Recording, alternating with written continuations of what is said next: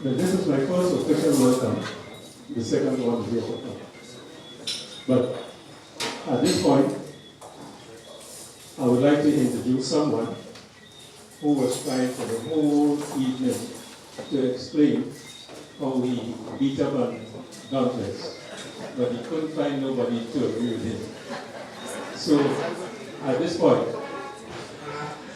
I would like to give him the opportunity, because he has a very busy schedule.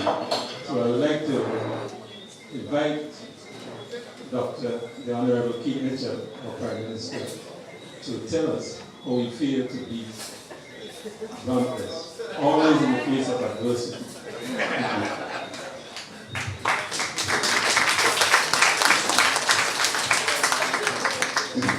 Brother Jackson, I come to testify. My friends, all, I would love to be here for the entire evening. But as you know what it's like at this time of the year, when Santa's coming, you gotta better be careful.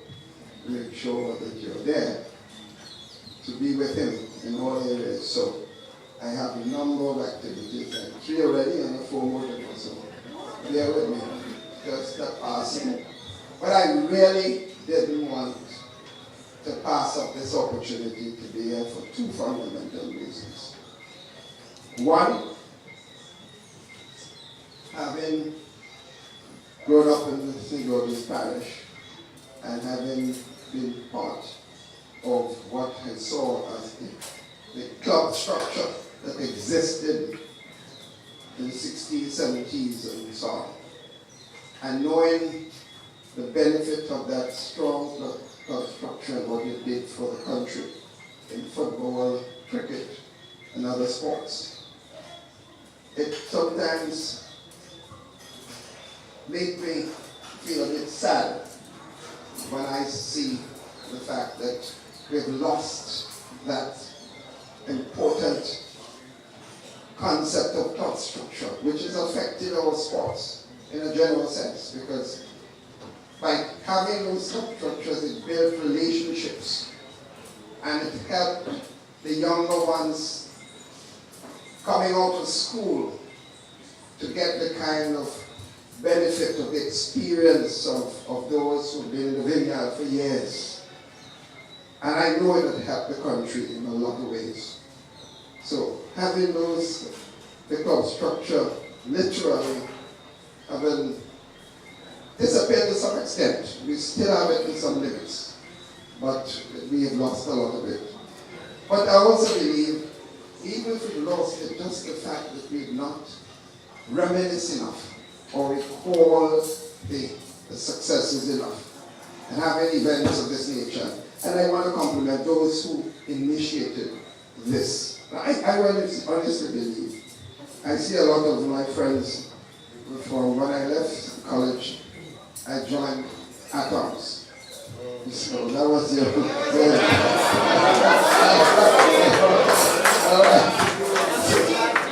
I see the Steel Boys and so on. So I really believe Atoms, the boys over here, and the girls over here, please, take a page from Dauntless book. I honestly believe that we need to do this. So I wanted to be here to be part of this noble initiative that you started here, and I hope this has taken off to the Carolina Sports Club was another one, a rich history. We've lost a lot of that. I hope we can. St. Paul's, to some extent, was one of those that had a lot of excellent players in both football and cricket. But I also want, secondly, to say this on the second point. Walter St. John. I didn't want to miss this. Walter has given his life. His life. Not just to Dauntless as his own club, but to the Grenada car company. And I know it was hard, and Yvonne had to be part and endure that problem over the years. deal with Grenada cricket with the lack of support that existed over the years. And I know the trials that he went through. And I honestly believe that we took long to recognize it. And Walter, I want to assure you, tonight this is a memory, a reminder to all that you need to be given much more than we have done. So I wanted also to be here to really be part of this, to see how I feel about the enormous level of sacrifices that have been made by Walter. And also to Charsley for his support to his club and to sports in general, because I know when I started playing cricket and hardly could buy a pass, people like Charsley and Jerry Date's father were the ones that helped me. A lot of people don't know this. The first pants, Charsley helped, and the first bat, it was Jerry Date's father who gave me a bat. They don't forget those things. So I would also say that Charsley to thank him. And he did something else to me. What I would say, he was really cricket, but I would say, when I decided I had a bold idea to enter politics in 72, Grace told me to talk to Charsley. So Charsley gave me a vehicle, the first vehicle we had. And so I couldn't drive, so the boys driving it for me. And most times in the campaign, I was pushing the vehicle the whole time. So that was one of being part of my campaign in 1972. I learned to push vehicles and to look at different parts that didn't work. But he was there. He was a great man who was giving a lot to Grenada, not just in sports, in all aspects of the life of the country. So my friends, I will end there. And just to say to all of you, this is an excellent idea. Let us not stop here. Let us keep going. And do like me. Let's keep moving. Thank you. So, ladies and gentlemen, we will continue down memory lane. I'll let you know when we go into utilize on stage and have reference. But at this point, we continue. Try to remember if you can.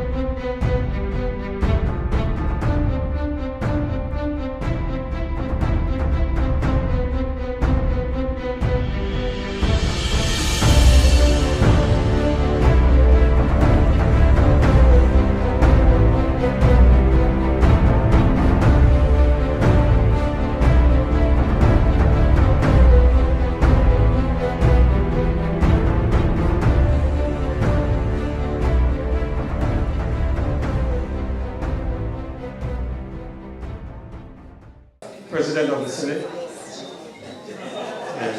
PS, Ministry of Sports, founding members, guests, ladies and gentlemen. To start this evening proceeding, we will now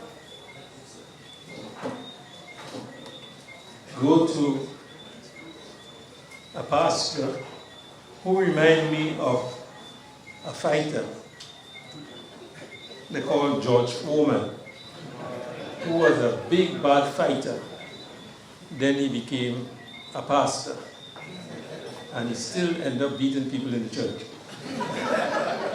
Today, we will have Pastor Ashley Roberts, who is going to give the invocation. But before I call him up, I think you should know a little bit about Pastor Roberts. He was a very serious man with his game, whether it's in cricket or football. And as we down memory lane, he was playing this game for Dauntless against, I can't remember the team, but somebody got him vexed, and he was supposed to go get the cricket ball and return it. But in those days, when you bring the ball, you own the game. So he went for the ball, but instead of going back to the field, he went and sit down in the stand. So naturally, the other team won the game by default. So at this point, I would like to call our good friend, Pastor Ashley Roberts, to give us the invitation. Thank you. The protocol is established. My sins are forgiven. So as a result of that, we just go ahead on our hearts and pray. Takes a man of the chairman here to expose me so. But obviously with forgiveness and pardon, then we stand strong with God. So we could just bow our heads and close the eyes. Dear Lord, your presence is here right now as we celebrate this excellent reunion with friends and family. We praise you for keeping us alive during this fun time with your watchful eyes for the welfare of humanity. You allowed for progressive development of members in fields of endeavor that catered for exemplary lives of so many.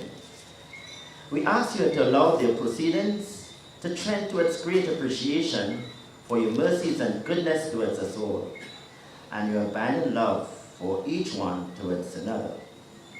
Let this evening be of cherished memories, vibrant celebrations, and overwhelming surprises.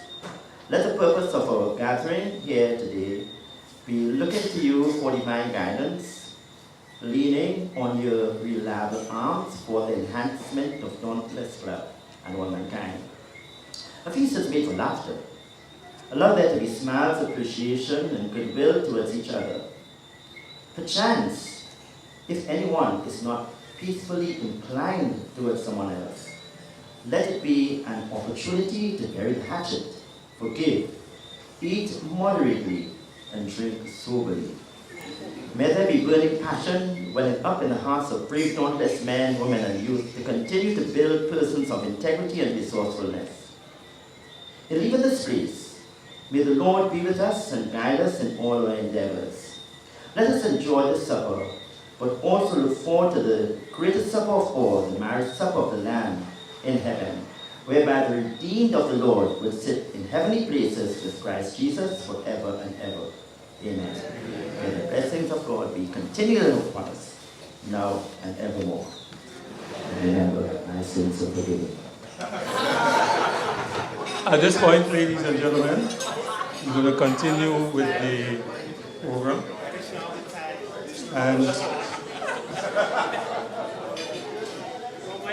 I'm going to introduce the next speaker. As in everything else, in situations like this, you need a very good organizer. And we had a chairman, very good in organization. The only one problem I had with him, seriously, is this. If you turn to the back of your program, you notice that we have 4 lines there: Grenada, overseas, and DCs. But every time we have a meeting, the chairman will come and he will go to that side and he keep looking. And every meeting, this is over a period of about 6 weeks. So one night I decided to ask him, what do you keep looking for?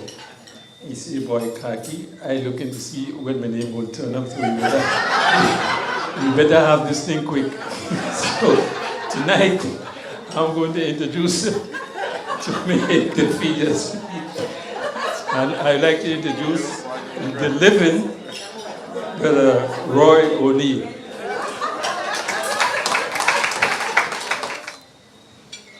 President of the Senate, Mr. Chester Humphrey,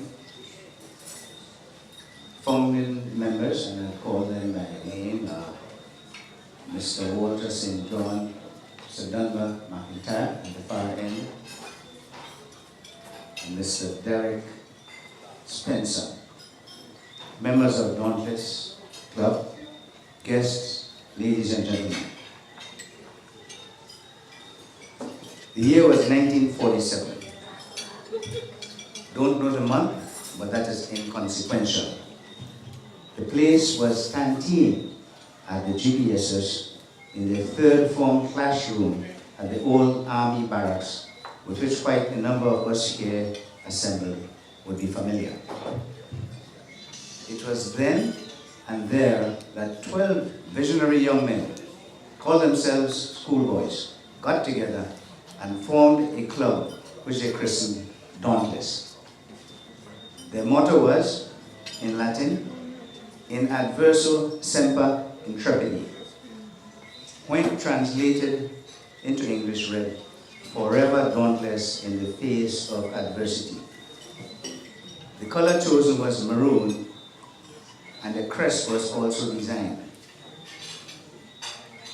Later, a maroon blazer, tie, and flag were added to the club's wardrobe, so to speak. The club had its teething problems like any new organization would, especially bearing in mind the youthfulness of its founders. However, the boys received encouragement and support from some well-wishers who ensured that the fledgling organization survived. Foremost among them was Mammy St. John, mother of one of the founders, Walter Eden St. John, and her husband, Foreman St. John. Their home served as the original clubhouse. They were nurtured both physically and mentally, and are still forever grateful to Mammy and Foreman, who always made them feel welcome.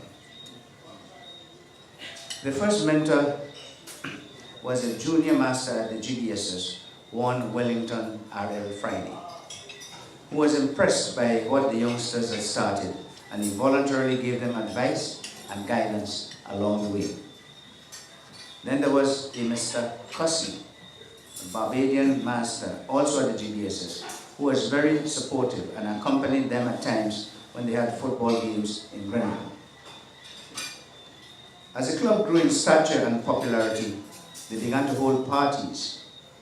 And they thanked very much one, Chasley David, whose home in Archibald Avenue became the party house. Chasley became a member, and while he was not one of the founders, is fondly remembered for his support and mentoring. We were hoping that Chaz would have been here this evening, but he is not. But I think we should still give Chaz, as the oldest member, at 94, a round of applause.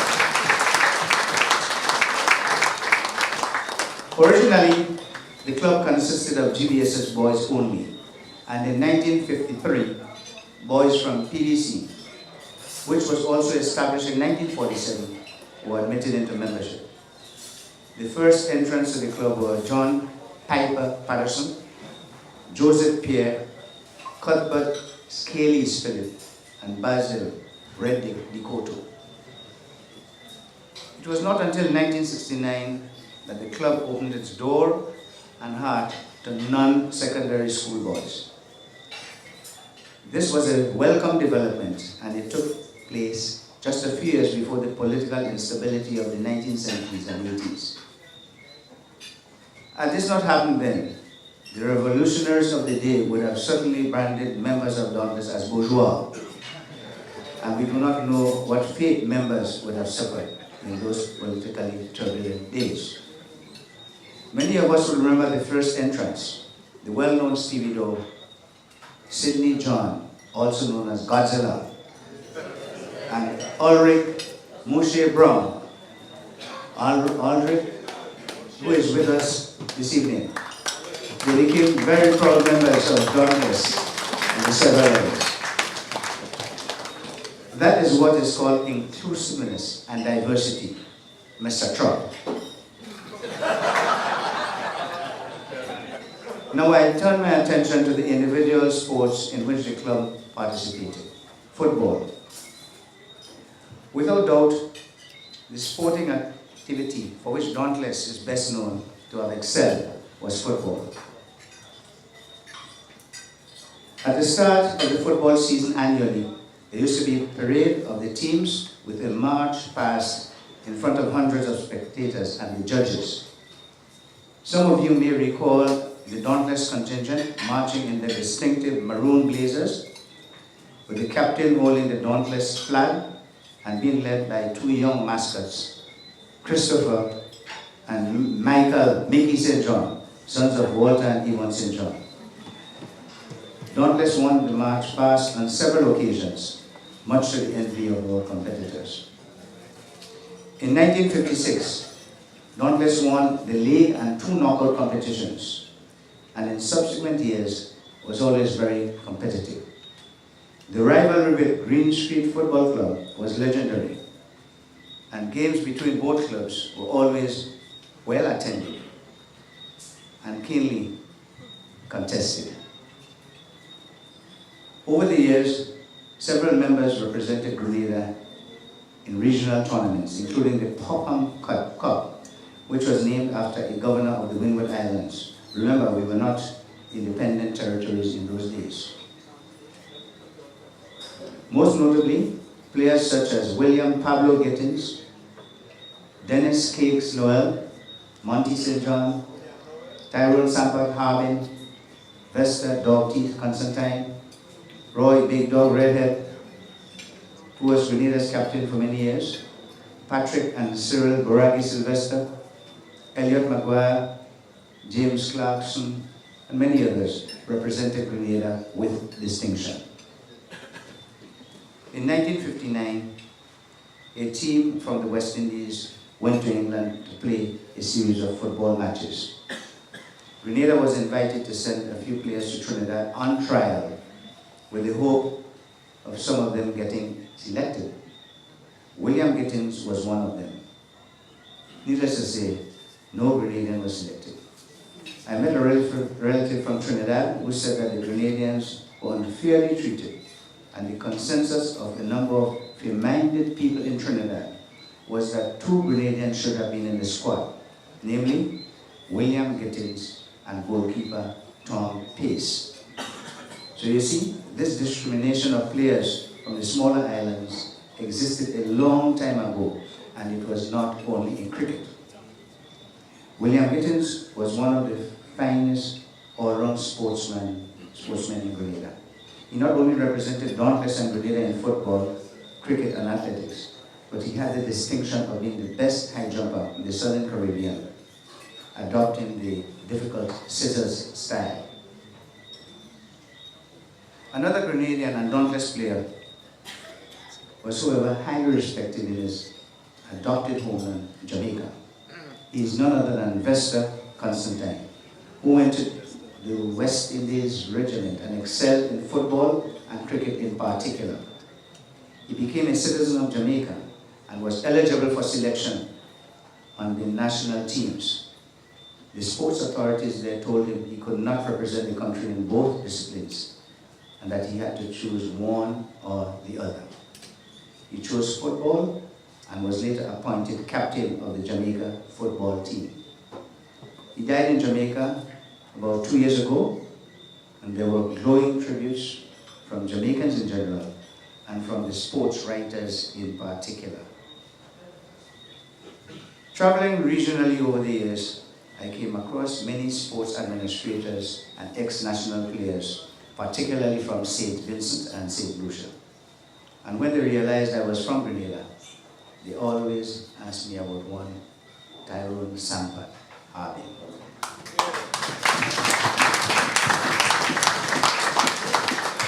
They recall how he tormented their defensemen and goalkeepers, as he was a prolific goal scorer in both the domestic competitions and regional games. His lethal right foot was legendary, and even up to today, many of us are of the opinion that there was no one better at putting the ball in the back of the net. We are convinced that if Sampat had the opportunity, like Grenada's Jason Roberts or Dwight York of Trinidad and Tobago, there was no doubt that he would have been one of the greats the region produced on the international scene. Let's hear it for Sampat as he continues to try.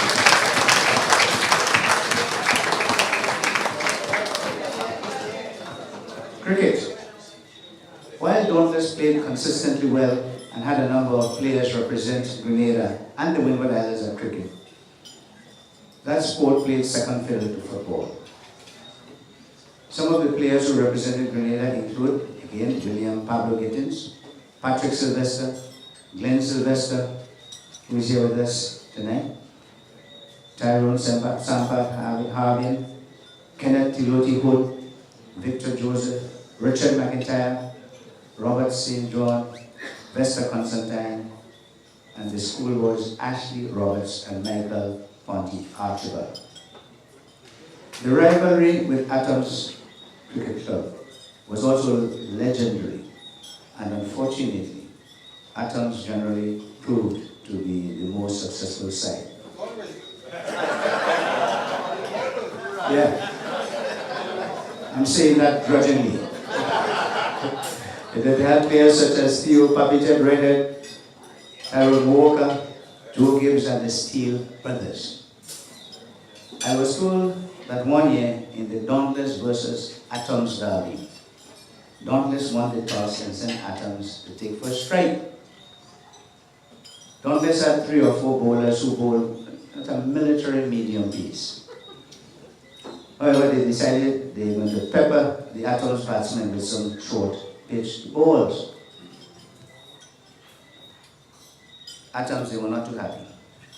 So when Dauntless batsmen's turn came to bat on the following day, hardly any of them showed up. The 2 umpires were there though. They did not relish the thought of facing Papitet and the other Atoms fast bowlers, so they lost the game by default. For For one time, and the records show, the motto of Dauntless changed from forever dauntless in the face of adversity to discretion is the better part of valor.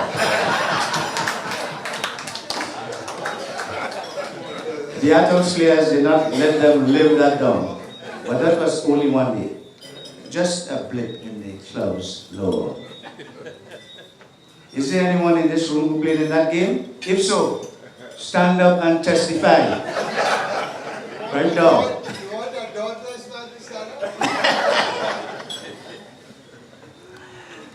Athletics.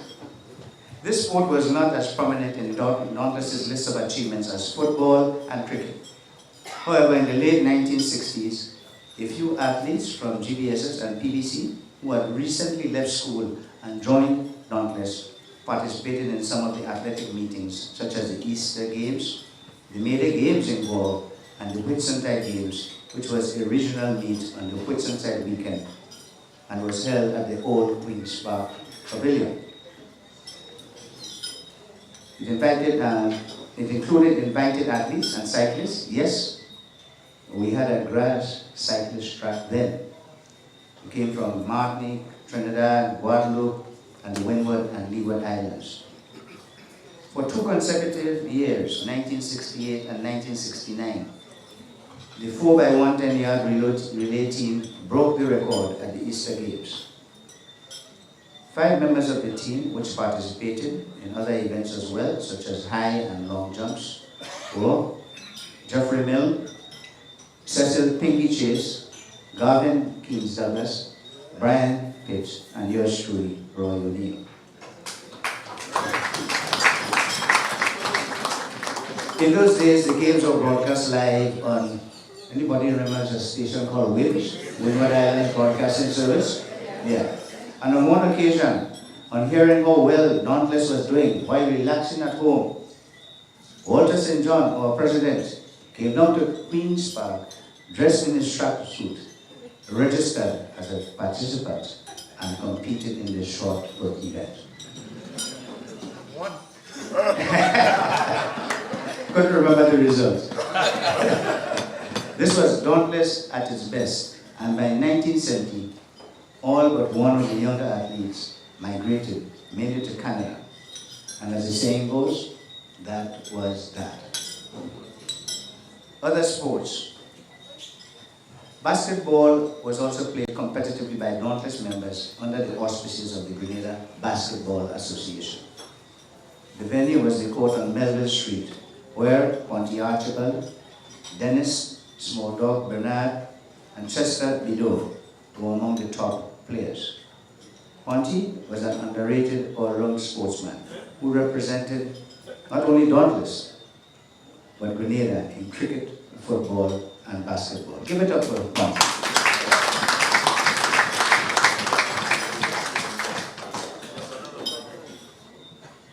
Dauntless was one of the first clubs which toured overseas territories to engage in sports and social activities. In 1961, there was a tour to St. Vincent. In 1963, to Barbados, and in 1966 to Guyana, in a return fixture against a Guyanese team which toured Grenada the year before. The Guyana tour appears to be the most memorable, as some members still talk about it, even this evening. And there were pictures here being shown about that. A number of boys from GBSS were recruited while at school to be members of Dauntless. The list includes Geoffrey Lynn, Elliot Maguire, Glenn Sylvester, and Vincent Marshall. Garvin Keynes Douglas and Vincent Boylan were the schoolboy members from PBC. I distinctly remember the return cricket game at Queen's Park against Guyana on what we call a turf wicket, which was new to Grenada. In those days, first division cricket was mostly played on the jute or matting throughout the island. I happened to be a member of that team, and I remember that Guyana won the toss and sent us into bat. The wicket had some moisture in it, and the game started in overcast conditions. We lost 3 early wickets, and our hope was that our star batsman, Tyrone Sampat Harvey would pull us out of the hole as he joined schoolboy opening batsman Ashley Roberts at the wicket. The Guyana opening bowler was a left-hander, Winston English, who was quite lively and got a lot of movement both in the air and off the wicket. There was a hush of expectation as English ran up to bowl his first ball to Sampat. He pitched on a good length, and Sampat pushed forward in textbook fashion. He missed the ball, and the off stump went cartwheeling towards the wicketkeeper, who had to take evasive action. One of the bails was caught by the fielder at first slip. Silence reigned. Dejectedly, Sampat walked back to the pavilion, sat down, but did not take off his pads immediately, as though he wanted to get a second chance at that. Head down, he said, and I quote, "Same thing I say."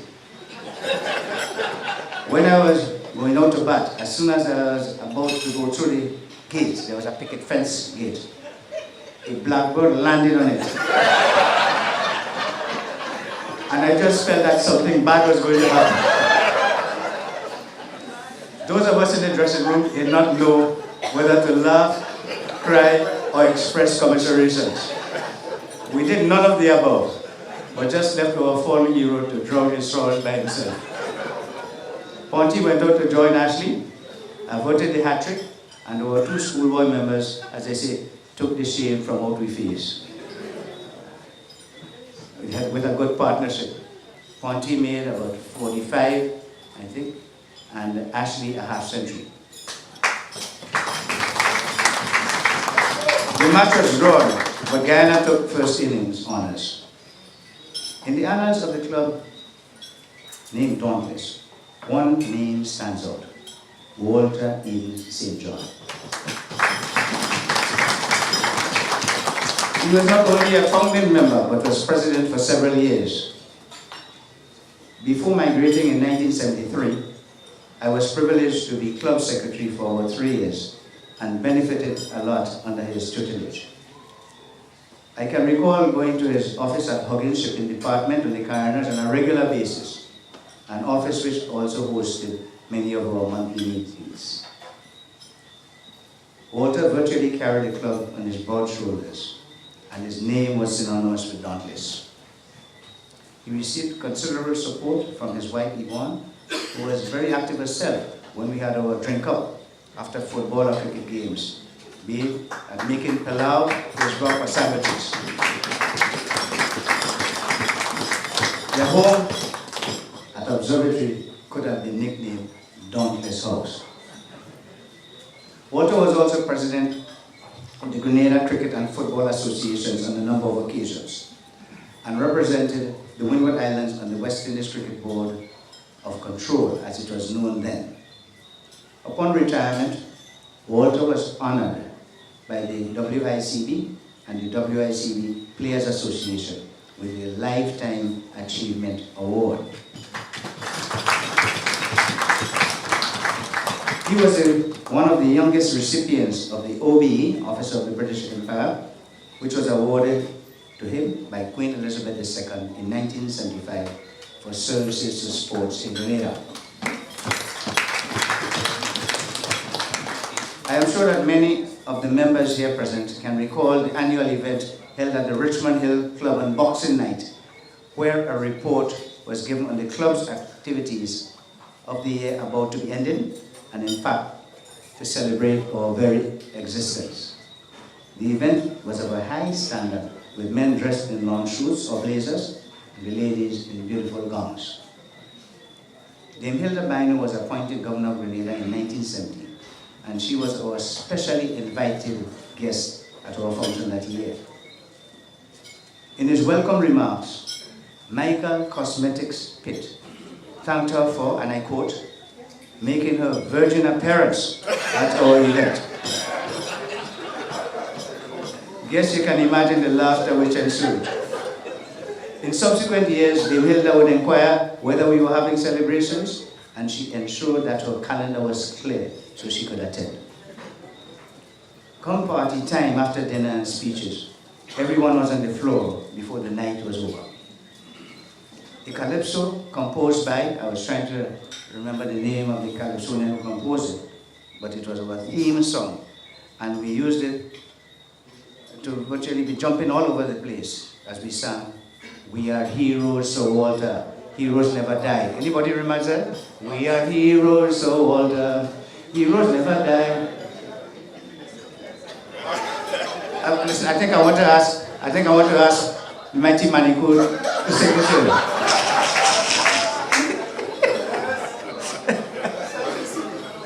Pardon me? Okay, he said he'd send the CD, so that's later. Anyway, thank you, Walter, for keeping Dauntless going for so many years. Even in the midst of a catastrophic brain drain during those turbulent years of the 70s. Sadly, Dauntless Club ceased to exist around 1980. But we, the former members, are here tonight to celebrate the legacy of Dauntless. A special welcome to all, particularly the founding members and all those who have traveled from overseas to be here for this historic event. I would like all who came from overseas to attend this celebration to stand and be recognized.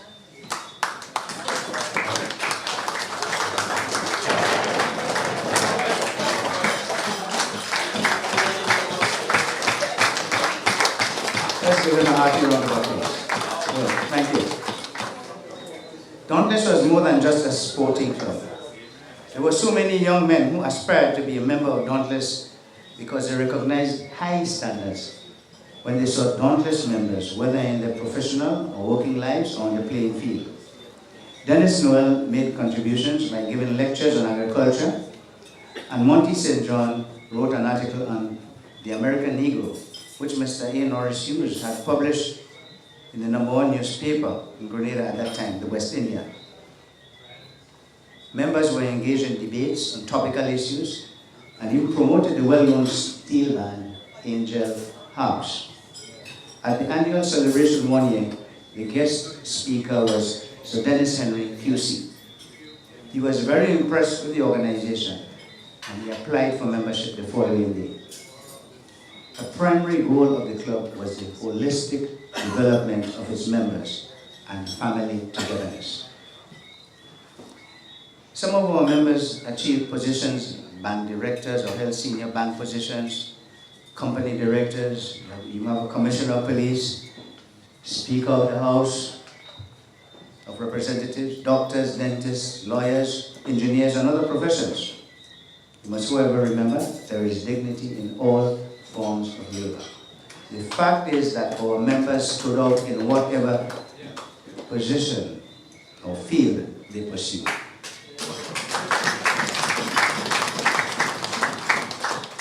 At this time, I must express sincere thanks to the founding members who provided me with most of the information needed to prepare this narrative.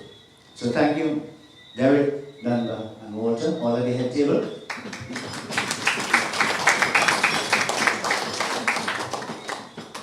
Derek, who resides in St. Thomas, USVI, was so excited about the reunion that we spoke 4 or 5 times a week for the past 6 weeks or so, sometimes twice per day.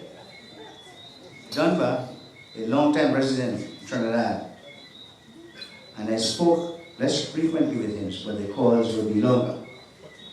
When Walter returned less than 2 weeks ago, we had a sit-down meeting, and of course, he has a reservoir of information, he had a reservoir of information to tap into. Regrettably, the 4th surviving founder, Roy Gill, is unable to be here with us this evening due to a previously arranged family event. However, he is being represented by his niece, Mrs. Tamara Gill Ferguson.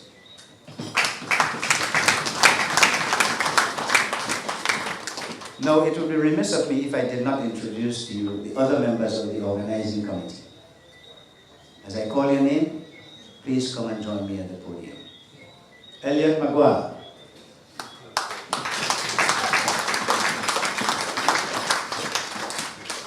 James Clarkson, he is right here to my right. Garth George, Charles George, Selwyn Kreft, and Brian Pitt. We had a lot of fun organizing this event. We would meet here at the Grenada Yacht Club every Monday at 6 p.m. to plan and execute, as we did not want to postpone the reunion further for obvious reasons. Two of us, being Caribbean men, would order Carib beers. Another, a club soda. One member always wanted a strong local brewery called Redneck. I think he's somewhere to my left. Yet another would say he does not drink on Mondays. One member said he can't have a strong drink unless he had company, but he had a big problem. He always has company. You know, we enjoyed doing this. It was a labor of love. Nearly every week, the membership list was tweaked to add new names or delete names of those who were never members, and sadly, to graduate names to the deceased column. This made tonight's function all the more urgent. The activities page was revised about 4 times, and the budget no less than 6 times. 2 of us on the committee were or are employed in the banking/commercial field.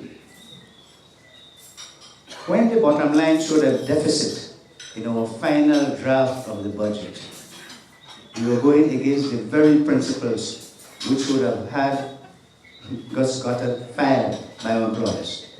You don't come up with a deficit when you're doing a budget. But we wanted the event to be affordable and to attract as many of our members as possible. Very importantly, the hope and belief is that goodwill and generosity will prevail, and that the committee will not be saddled with a loss and having to deal with it when the celebrations are over.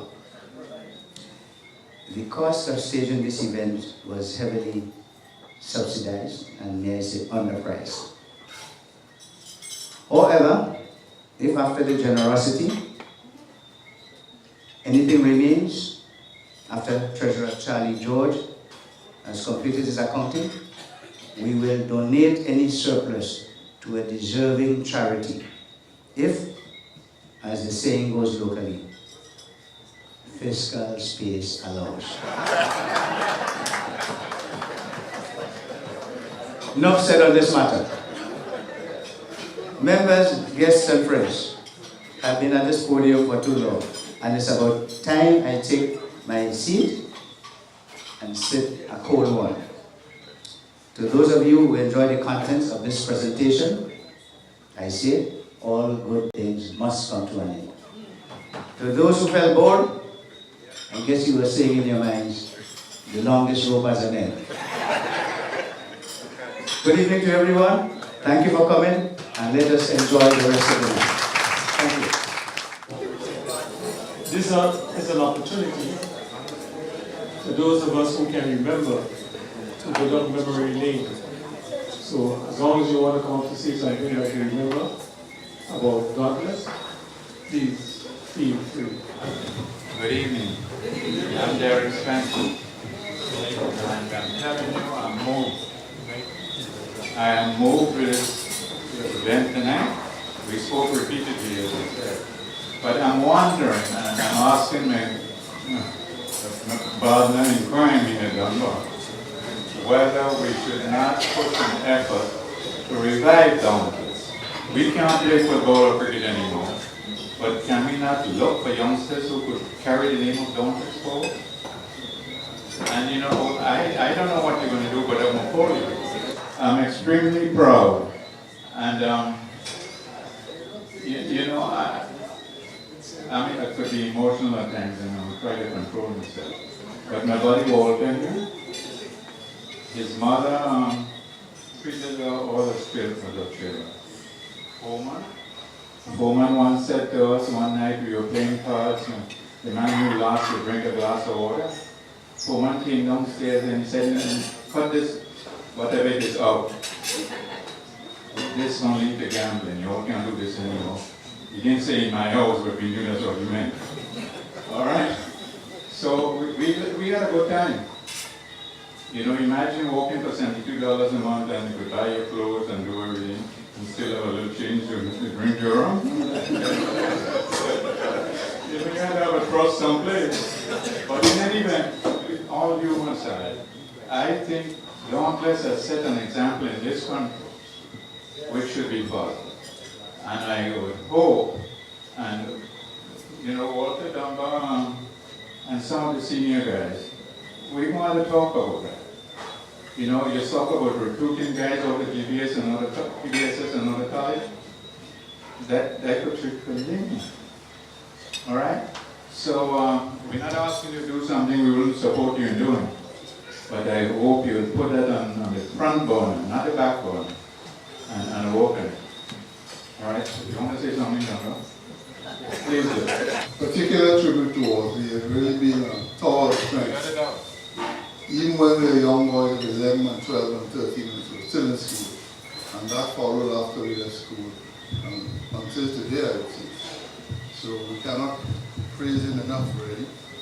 He deserves a special medal for this.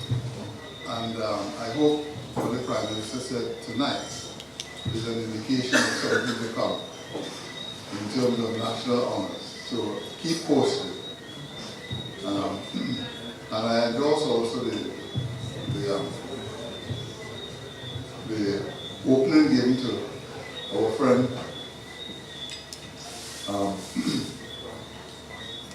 who has been asked by Derek to keep the Dauntless flag flying, Mr. Wade, and get together. And if we're still around, we'll come back to another reunion.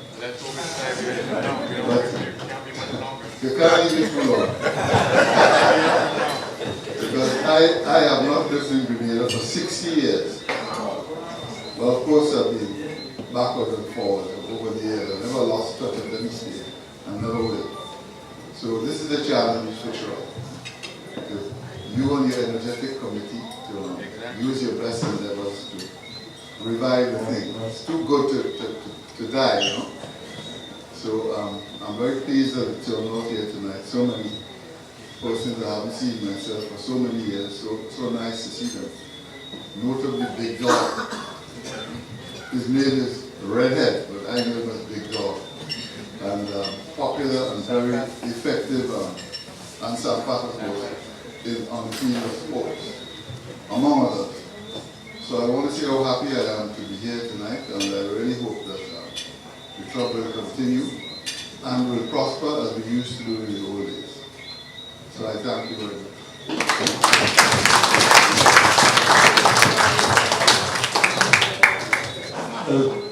Any other speakers?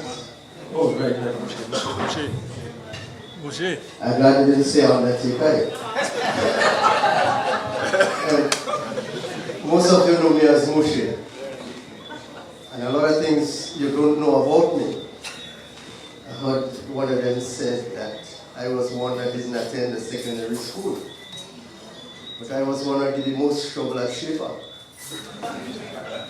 But they didn't know that. And I want to say it was very thoughtful of George Fletcher to get me into Dauntless Club. You know, I was telling one of those boys a while ago, if I was not in Dauntless Club, I wonder what kind of man I would have been.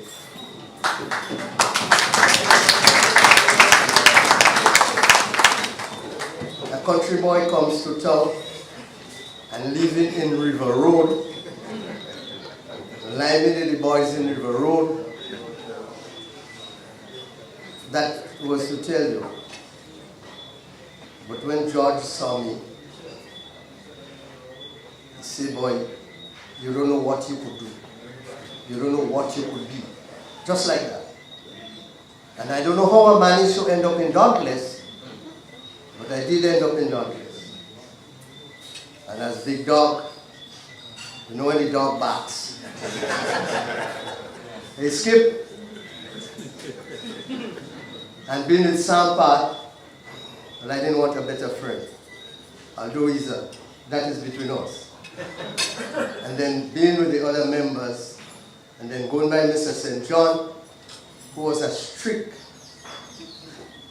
can't tell you how strict it was. Let me tell you something about this man, all you don't know.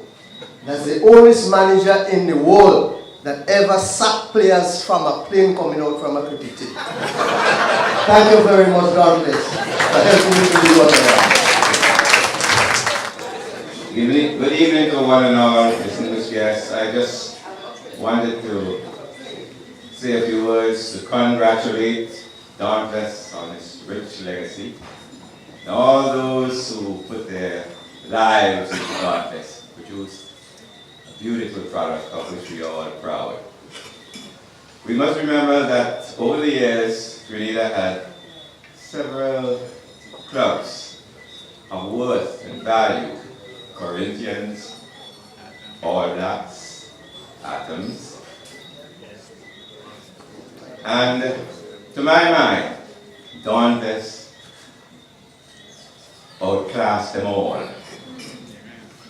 As a young boy, I remember staying on top of the Queen's Park Ground 1 and looking at the game, the greatest game ever played in Grenada between two clubs. One was Honda. Bands and charter and coffee was split in that afternoon. And in the first half, the club was 3 goals down, 3-0 down. How could they come back? In the face of adversity, fearless. The second half, Wronghead and Soul just combined out of this world. 4 goals to 3. The greatest game I ever saw in Queen's Park that day. So I want to congratulate Walter and John and all the founding fathers. And I want to leave you with the words. Dauntless has a special fever. If you follow the Dauntless boys, you get fever. Thank you. Those of you who have aspiration of wanting to go on the field and play, they will leave us for the youngest of the people. I'll tell you one thing. Some guys invited me to play a game of football a few months ago at Tantine. They told me that about 2 weeks in advance. So the night before the game, I don't know what sort of dream I got into. But would you know that I pulled a muscle? The night before the game, I pulled a muscle. So the next day, I couldn't come off the bed. So if you feel that your muscles are in tune, please let the younger people take it. And they were disappointed. I didn't come to play, but I couldn't move. I pulled a muscle in my sleep. Just thinking about the game. Anybody else? No. We're going to have some dancing after this. And please, if you're going to dance, don't do anything too serious. Dance with your head, but watch those muscles.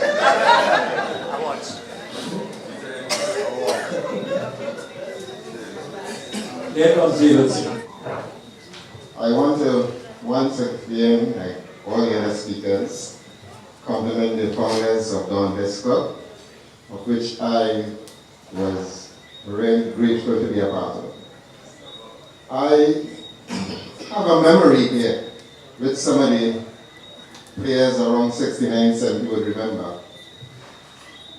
When we played Autumns, and we had, Autumns had who people still thought was the best goalkeeper in the world, in Paul Roberts. And Dauntless had Sampad Harbin, who anytime he gets in front of the goal, you could afford to start walking back. We always had trouble beating Autumns. And this time, the score was 2-1. And Sampad got in front of the goal and decided it was goal. His exact words before he even kicked the ball was goal in your eyes. Sandberg kicked, Paul Roberts did some somersault in the air, and the ball went over the bar. The ball went to the corner was kicked, and Sandberg was still standing there wondering what happened. And this is a memory I will die with. I will never forget when the point 2-2 we called him, met with the best goalkeeper we called him. And that's my memory. Thank you. I'll tell you something about Sampad. But before I go to Sampad, our captain was Big Dog. Now, Big Dog was a captain that you have to be very careful. If something happened, he going out in front, he leads by the front. And he fights for everything. The ball, fist fight. Now, I was a very young inspector at the time. And I always used to tell myself, look, as soon as this game finished, jump in your car and go, because you might have to arrest Big Dog. Now, the truth is, we went to Victoria to play a game. And there's a fellow in Victoria at the time they called Pegleg. Pegleg had a funny crutch that he used to use to get around. Well, Victoria Dauntless play, things get hot.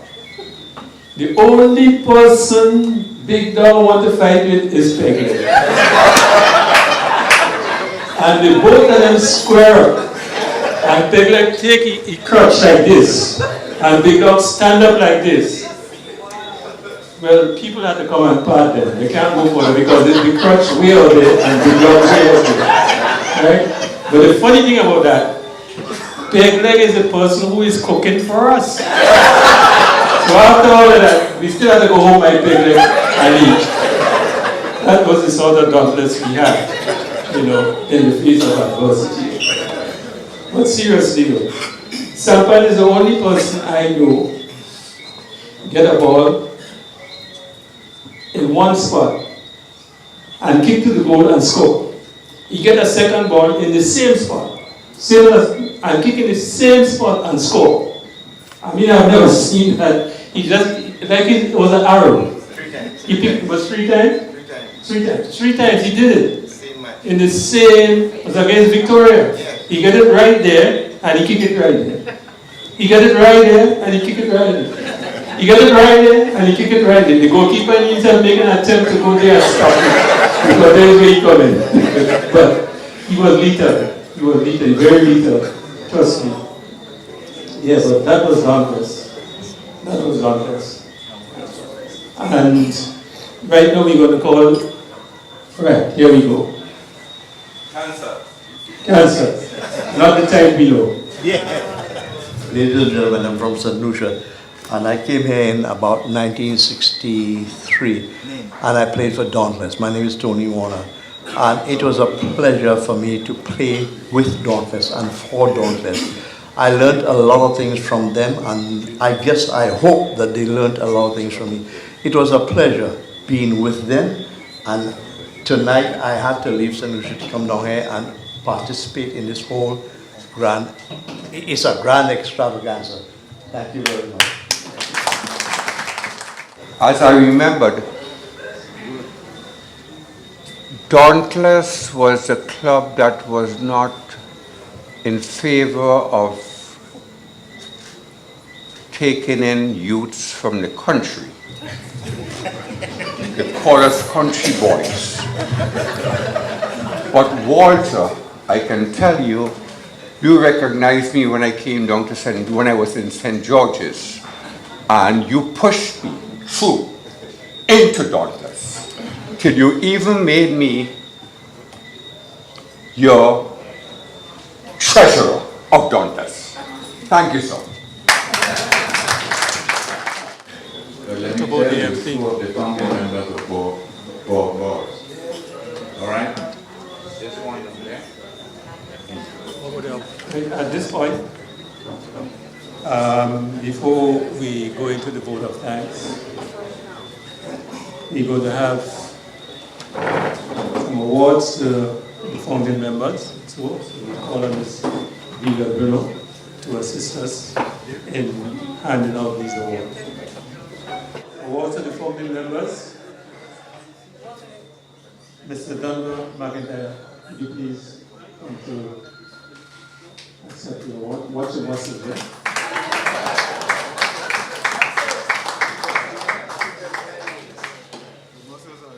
You know.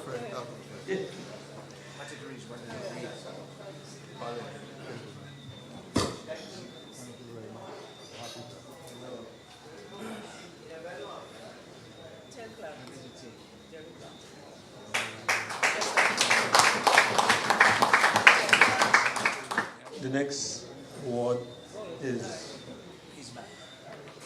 presented to Dr. Roy Gill, and this one will be collected by my beautiful cousin,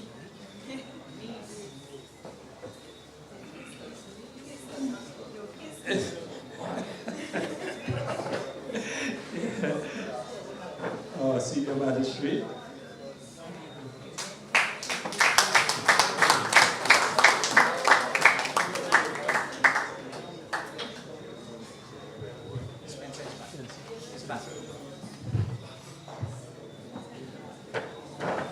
And we have Dr. Derek V. Spencer.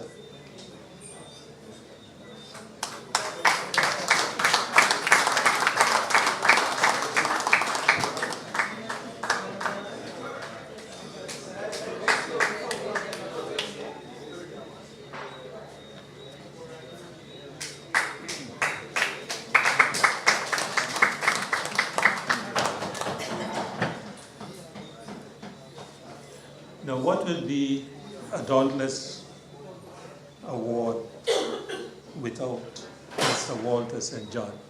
He would have been here presenting it himself. But we do him the honors.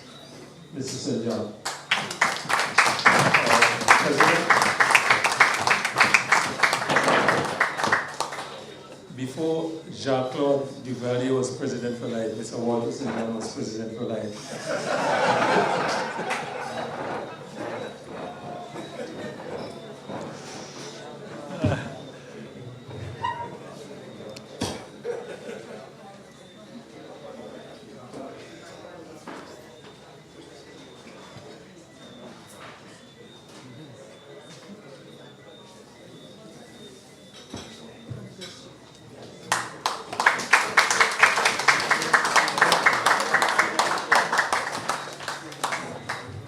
When the Australians visited here in 2099, the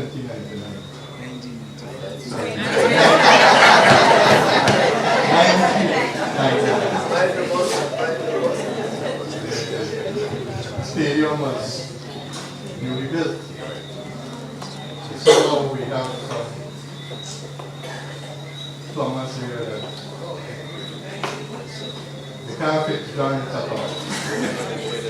And the Australian dressing room was flooded in the morning and again. And you could see Peter with mop and broom, ably assisted by the homeless hour, mopping and sweeping water from the players' dressing room. So it's not only pump and show and favorable things. We go back a long way. We even operated as cabinets. Thank you, Vera, for your tremendous support. I'm glad that you're not the person who's doing the honors of honoring. Because I know mine would have been presented in a wrong time.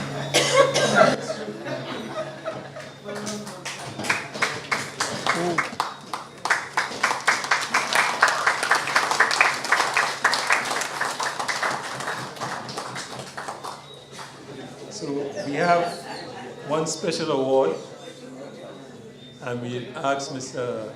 Archer to come collect this on behalf of Mr. Charles Lee David and his late wife.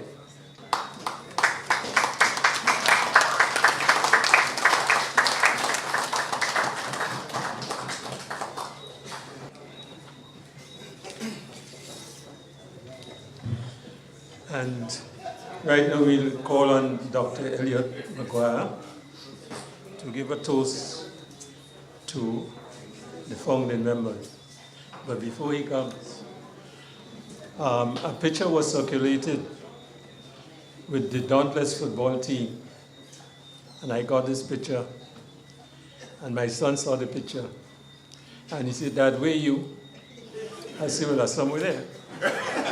So not being able to make out the face because of structural adjustment, you know, I couldn't make out the face at all.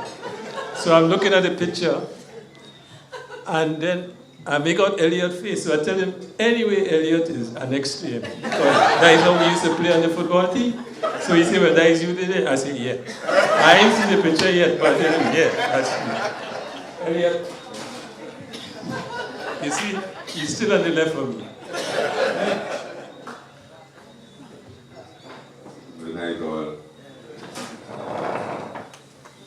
Mr. President of the Senate, founding members of Dauntless, members of the organizers committee of this occasion, ladies and gentlemen, and those especially who have supported us, because at the beginning we never believed that this would take place. I really do not know that I have to give a toast to who is it?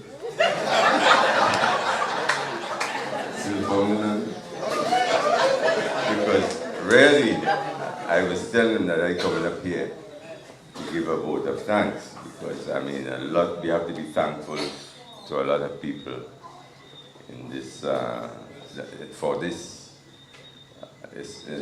occasion. And this is the founding members. Yes. Well, everybody, just have your glass available, and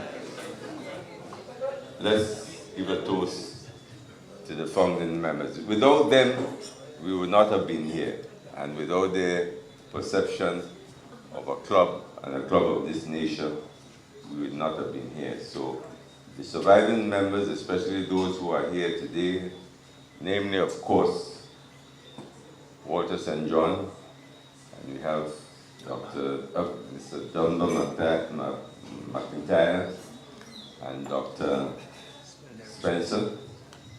We are very much indebted to you for having found Dauntless, and I have touted the virtues of Dauntless as much as I can, and not only I know it, everybody who have heard about Dauntless and who have been in any way seen Dauntless function as a club would have known that this is something that everybody would aspire to in terms of building not only the village or the whatever sport it is, but the nation as a whole.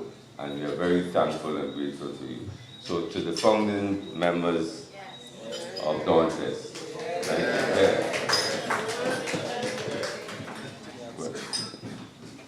We also have to give a toast, but I have to get something to drink. It's you are drinking enough, so I don't have to toast. I have had enough to drink. So to the absent members, those who are in Canada, and we have quite a few prominent ones like Jeffrey Mill, who you have heard before, and you will see in that picture, Vin Marshall, his brother Carl Marshall, Timmy Mason, and there are some others. Garvin may be able to give you the rest of them, but I don't know. All those absent that are absent in another world, let's give a toast to them, to the absent members. Yeah. Well, last but not least is that we should give thanks to everybody who has contributed to this occasion.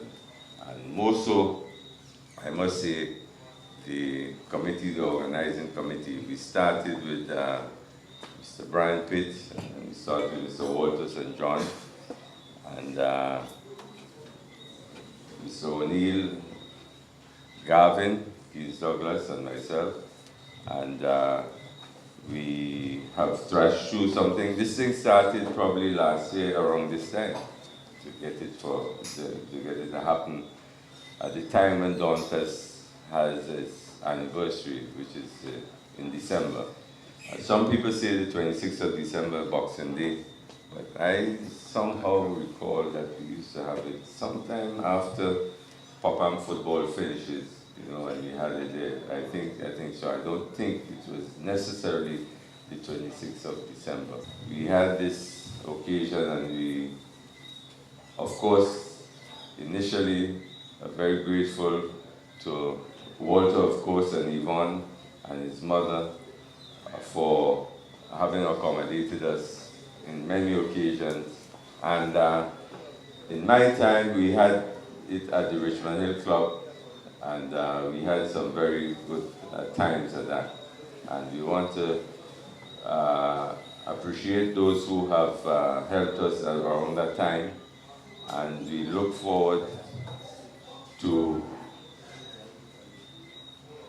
having sometime, probably in the not too distant future. So some people thought that December would not have been a good time, one or two people, because they have to stay with the family. But yes, we are with the family most of the time.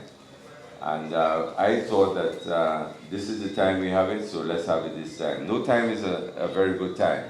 As we have realized, there are some people who are no longer with us, and that's because of time going on. So we decided that this is the time. We are very skeptical that this will take place, but I'm telling you that we are glad for the support of many people who have heard about Dauntless and who have supported Dauntless, and we thank you for your support. We are almost oversubscribed as regards. I remember Walter saying that in the days of our Dauntless Fete, some people, you know, their girlfriends or whatever will be vying to see who will be taken to the Dauntless Fete. I was not fortunate because I didn't have many girlfriends at all, if any at all. But still, confession is good for the soul, you know. So I came and I helped, and I put up the decorations and so on. I came and I did anything, but some of my better friends would have had this sort of problem. I didn't have that problem at all. I didn't have that problem at all. But in any case, we had a good time. And what we have to do now is to thank a lot of people in terms of this occasion taking place. I can't read, I don't have my glasses. Get my glasses over there. Get my glasses over there. Now, we want to thank Mr. Humphrey for being here, and I'm grateful. And as a matter of fact, just as the girls used to chase, where's my glasses? Just as the girls, just like the, no, Charlie. Okay, this is not mine, but anyway. Just as the girls used to chase or vie to come to a function like that, I mean, I was pleasantly surprised that some people have, were chasing me for tickets to come to this function. True. And I'm grateful for them to want to associate with this occasion, because as I said, we had our anxiety at the first, when we just started. And I want to thank and go through, and I hope that I do not miss anybody. We want to thank, first of all, Apex Printers for the photos that we have sent, that we are seeing here. I know some of you do not recognize some of the people. I hope you ask those who would have recognized it to explain it to you. And Mickey, you features quite pleasantly inside there, but Mickey, I hope you recognize yourself when your wife recognizes you. I mean, that was a lot of years ago. I mean, that ages a lot of us in terms of that. So to Apex, we thank you and we hope you make a video of the whole occasion and that we can sell it to recoup our losses here tonight. Right? Thank you. Of course. All right. I mean, if you're in life, you have to study economics to get about, no matter how much money. I know you made a lot of money as a doctor, but you have to learn to utilize it. No, we have Brighton and Miners who, thanks to mainly to Mr. Selwyn Creff, who have contacted them, and they have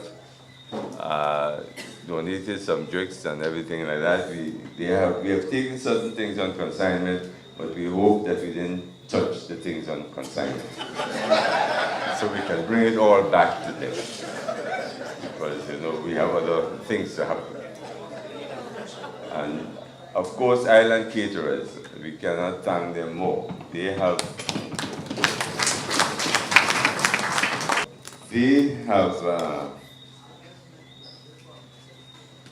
reduced the price. They have tweeted the menu, and I'm sure you have enjoyed the food as you always do. And Patrick, thank you very much. I know you're probably not around. We hope that Chelsea would have been here, but I don't know for what reason he's not here.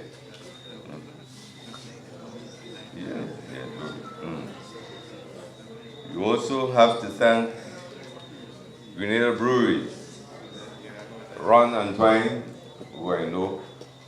I mean, sometimes when I call and I say, Ron, we need some beers and so.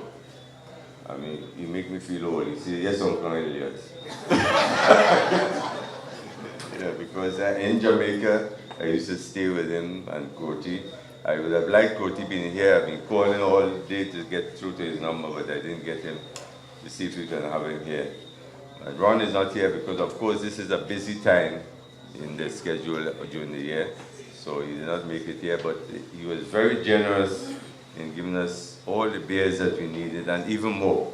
So that, folks, we have another, yes. We have another function in a week's time on Wildwoods, and we have all the beers, and I see a lot of the drinks there. You all can't drink. We should have brought some people from Monterey in the shop. But never mind, we'll probably bring them next week because we need to finish those drinks. And, Grenada Bottling Company, of course, they gave us all the Coke and some of the sodas and so on. I remember I came here early, and they were very patient because I came here, and they were waiting because they needed somebody to sign out that we received the drinks. And we're very grateful to Grenada Bottling Company for their donation.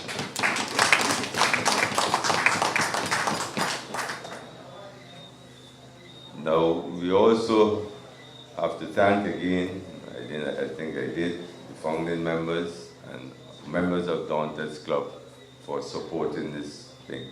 And not only them, we have many friends who have seen the need for having a good club in Grenada, no matter where they are.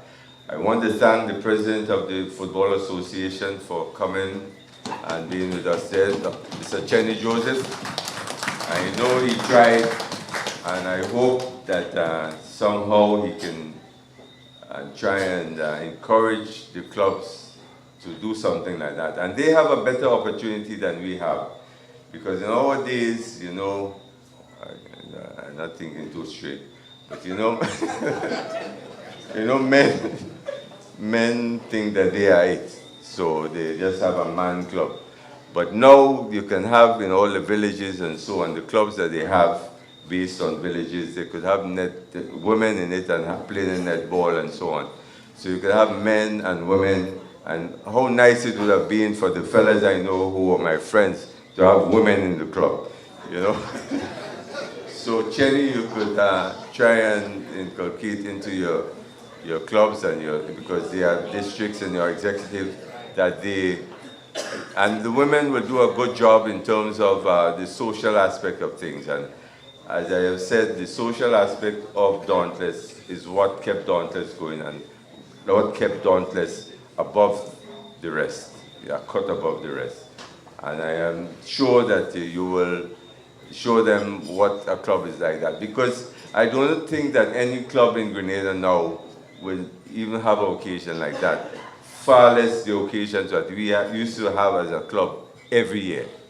And Dauntless, I must say, you have to really pat yourself on the back in what you have achieved over the years.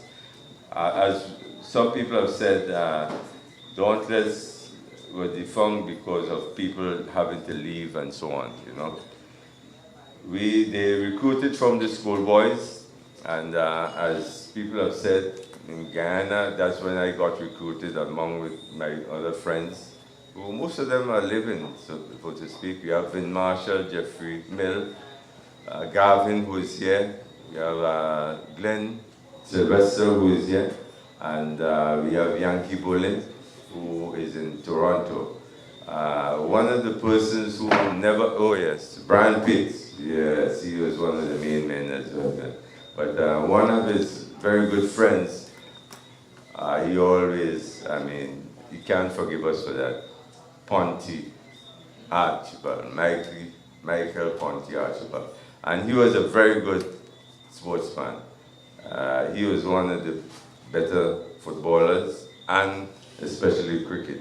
I mean, I used to play some cricket, and he was one of the first people, you know, you talk, I mean, you hear commentary of people hitting the ball on the up, and Ponty was one of the first people in Grenada that I have seen hitting the ball on the up and hitting it very good.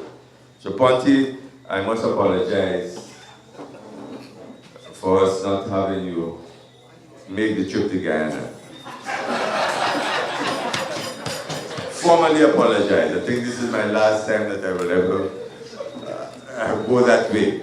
And I hope you forget and forgive us for that. Yes. Yes. Now, I want to thank all of you for coming. I mean, not only the Dauntless members, all of you for coming. Without you, this occasion would not have been good. Of course, I don't want to really, I want to thank the Prime Minister for paying us a visit here tonight, short as it may be. But we know that these sort of people are very busy people, and we thank him for gracing us with his presence. Now, we want to look at what will happen in the future. On Sunday, there will be a church service in the Anglican Church. And we're going into the church, I hope I'm not wrong, for the first time on Sunday morning at 7:30. And we hope most of you will be here, especially the Dauntless members. Sean, I hope you'll be here because I couldn't contact you and I tried contacting you for days. You tell me you ring me, but you know, you ring and just hang up. Because I didn't hear you. But I'm glad you came, and your beautiful wife is with you as well. Because, and I hope we see you at the church service, and at least all the Dauntless members and whoever at 7:30 on Sunday. And as a matter of fact, Pastor Roberts, you should be there because your brother, I don't know what you call him, he's a priest. Raymond, no, but whether he's a deacon, no, he's not a deacon, he's a priest.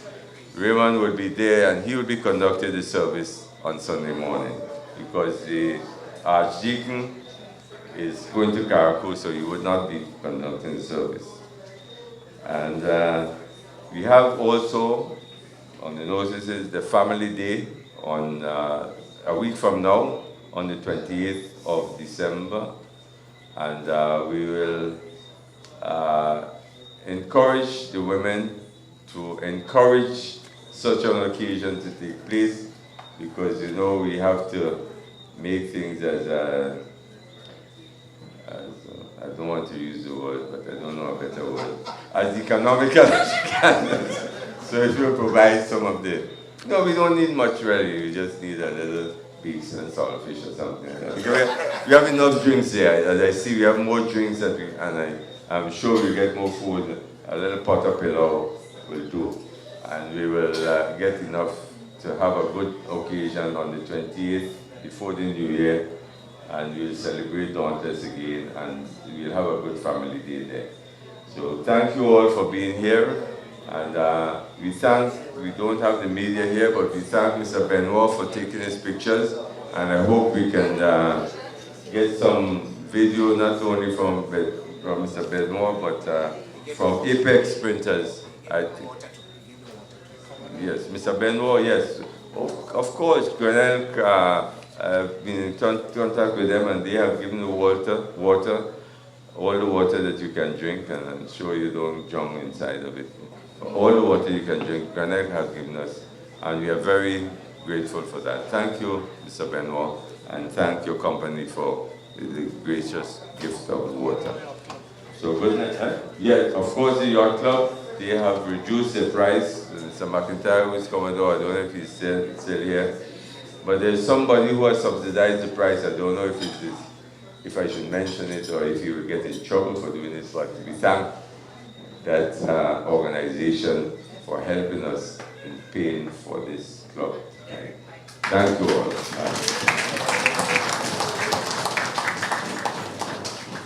And now, the DJ will take over, because today is a special night for a special person and his wife.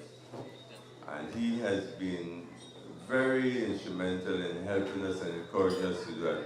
Mr. Raymond Mohawk Steve, this is his birthday, so we'll have a happy birthday to Mr. Steve.